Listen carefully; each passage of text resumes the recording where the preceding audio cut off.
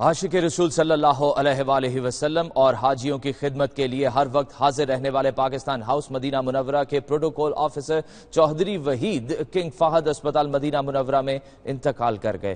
مرحوم کو جنت البقیع میں سپرد خاک کر دیا گیا۔ تفصیل کے لیے دیکھیے عمیر علی کی یہ رپورٹ۔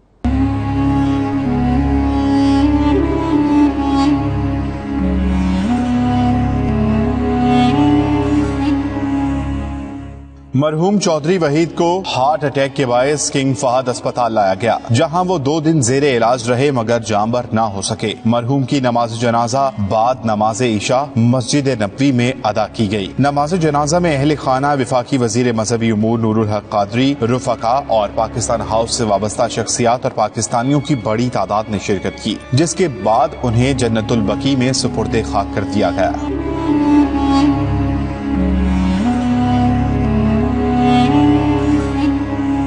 چوہدری وحید کا تعلق پاکستان کے علاقے چیچا وطنی کے چک نمبر 170 سے تھا اور وہ گزشتہ 20 سال سے مدینہ منورہ میں پاکستان ہاؤس میں ملازمت کر رہے تھے۔ مرحوم جہاں سرکاری کام میں مصروف رہتے، وہیں مدینہ منورہ آنے والے پاکستانی زائرین کی خدمت میں بھی پیش رہتے۔ وہ متحرک انسان اور ہر دل عزیز شخصیت کے مالک تھے۔ چوہدری وحید نیک سیرت ہونے کے ساتھ ہمیشہ خدمت کے جذبے سے سرشار رہتے۔ پاکستانیوں کی بڑی تعداد نے چوہدری وحید کے انتقال پر گہرے دکھ اور افسوس کا اظہار کیا ہے۔